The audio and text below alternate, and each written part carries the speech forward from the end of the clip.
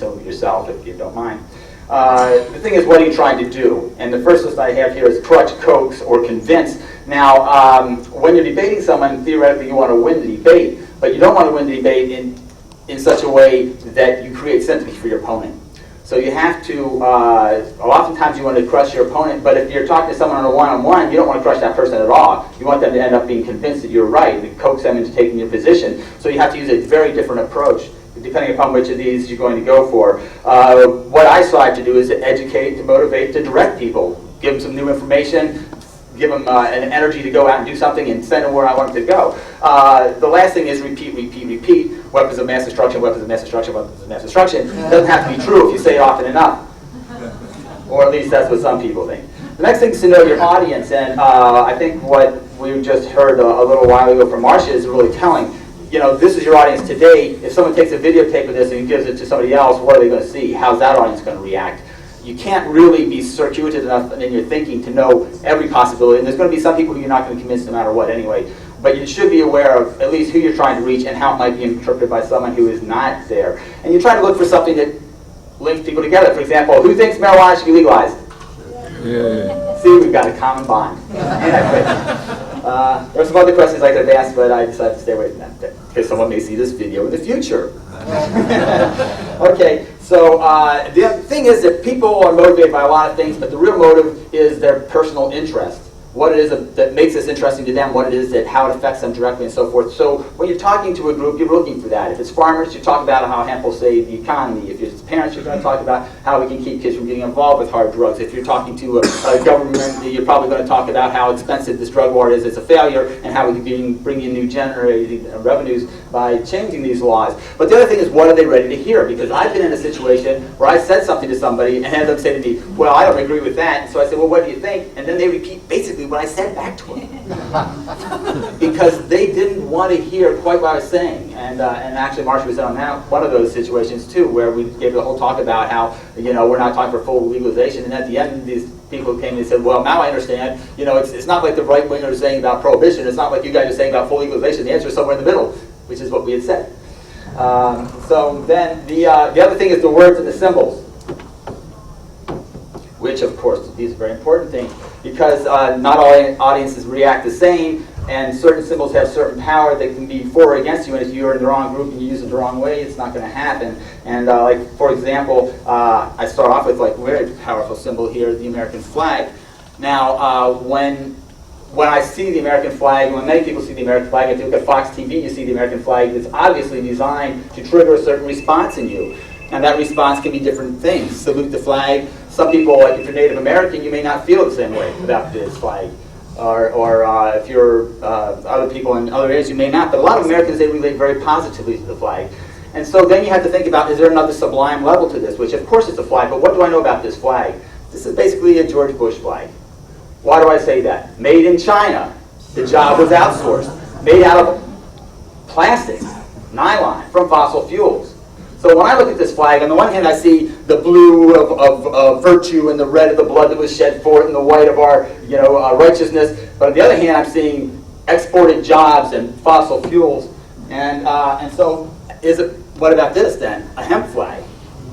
It's the same symbol, but yet it carries a lot of other weight with it. This is a flag that's grown from the soil, relatively few pesticides, etc., good for the environment, and it carries all the symbolisms. And not only that, but this is the kind of flag that Thomas Jefferson and George Washington fought for the basic freedoms of this country under. This is the kind of flag, not the George Bush flag, this is the George Washington flag, and this is what this country is supposed to be.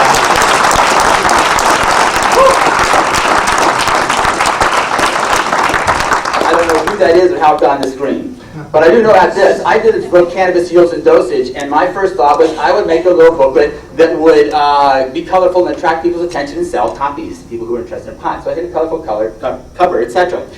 But what we found is, of course, we want to use it for other things too, educating. And so when I did the next edition, we were wondering, does that colorful color work against us? And so we decided to change the color to avoid that aspect of it.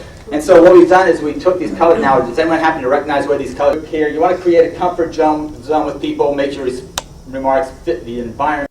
You know, like you talk differently at HempFest than you do with the PTA, I would hope. A few jokes, whatever, to lighten it up and so forth. But this next section is what I'm really interested in having you take a look at. These two lists of words, the positives and the negatives, they come from marketing, from advertising. Now, when you're selling, you're interested in somebody going and activating your product. And so these are words that they spend a lot of time finding out, words that will influence people and persuade them to carry more weight than the actual word itself. And so what I've done is I've given you a list of these words here. And as you see when we go into this next section here, you're going to see these words coming up a lot. But the thing that you want to bear in mind is if it's something you want people to agree with, you use the positive word. And if it's something you don't want to disagree with, you use a negative word. And these, a lot of these come in, wait a second, I'm going to go back to one thing because you'll see here that the word deal is a problem word. And so we shouldn't talk about dealing with issues, dealing with marijuana, because the word deal and dealer have their own implications. Similar with pushing for a change. Push has a different connotation for our movement than it does for others. And so these are a couple words that we have to talk about handling situations. We talk about advancing an issue, things like that. Just kind of watch those little words, and somebody's going to secretly in the back of the mind go, oh, I get it, there's a drug reference there.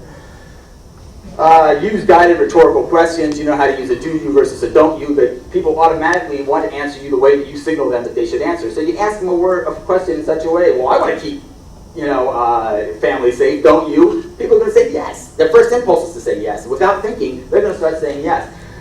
You attach negative terms to prohibition. I already mentioned that. Attach the positive terms to reform. And so I give just a few examples here. And I think the morality issue becomes an important one, that this is a moral issue. Now, when you talk about a moral crusade, that's different, though, because you know what happened to the Crusades? The Crusaders lost. So when you say we're on a moral crusade here, it's like we're trying very hard, but we're probably going to lose. Anybody who has a historical connection to the Crusades knows that the Crusades were not a huge success or anything like that.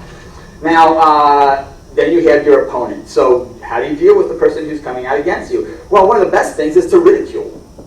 For heaven's sake, that'll always work. That's why they like to make jokes from our point about us and use these words with double entendres and so forth.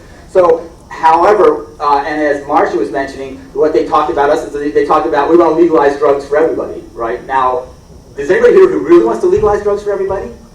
Probably not. Our opponents are the ones who like to say that, but it has to be somebody. But our opponents will characterize it that way. And so a lot of times you have to then force them to say, well, what do you mean by legalize? For one thing, But the other thing is that we're not in favor of ridicule. But that's the way that they take our issue, rephrase it, and send it back in a negative way for us. So we can do that with them. They're doing in a failed, old policy, which doesn't work, and we want to try something new because people like new things. And one of my favorites is to say, you're making my case for me. Whatever they say, yeah, the kids are getting pot all over the place, and there's gangs shooting, and then it's horrible, and then you say, you're making my point, we've got to change this thing. Because then you've taken their argument, you've just made it your argument. And another thing is just start by saying no, even if you agree with them. Like the second one, like I hear this, they say the sky is blue, you say, no, the sky is blue. In fact, it's a healthy blue. And then they're like, holy shit, and they don't even know how to respond because they thought they said the same thing. And then another one is, well, we can't afford to do that. And you say, well, we can't afford not to do that because our kids are too important to us. So you take their statement and you just flip it right the heck back and hand it right back to them. And then here's the other thing that I've hit many a time. They say, oh, but there's this new study that shows blah, blah, blah. It's usually a study I never heard of before, and I keep turning on a lot of the studies. So the first thing you have to do is you say, well, I don't know the details. Why do you want to say that? Because you don't know the details. But people don't like details. Nobody wants to know the details. We don't like details. So you say, well, that thing has a lot of details. I really don't like it. And then the other important thing is, though, that we've heard this kind of stuff before, and it's been proved wrong over and over again. I guarantee you this is going to turn out to be wrong, too. What am I talking about? I have no clue. But I just trashed the hell out of it. Okay, and then, so the other thing, this next one is really good. I don't buy it, and here's why. And the reason that is because people don't like buying things. They don't want to buy stuff, so they're with you. I don't want to buy it either. And then here's why. Well, they want to know why. And so you got a double spin around. You just turn their argument into something where you're flipping back. And then you have to directly face the words that they are saying and turn them around. They talk about a drug abuser. Well, that's got a lot of connotations. We talk about cannabis consumers. Nice, sophisticated, hey, we all consume. What the heck? They call us drug legalizers. We say we just want an honest discussion. And that automatically keeps our opposition out because they don't know how to have an honest discussion. They're talking about a dangerous drug, and we talk about a safer alternative. And you'll notice, again, a lot of these words are those marketing words I told you about. They say they want to be tough on crime. Okay, so we talked about how that corrupts our police because you don't go in there and say, well, cops are assholes, of course. You know, that's not a way to win cops over, and it's not a way to win a lot of people over. A lot of people really respect cops. And personally, there's a lot of situations where I would like to have a cop be on my side or help me out as a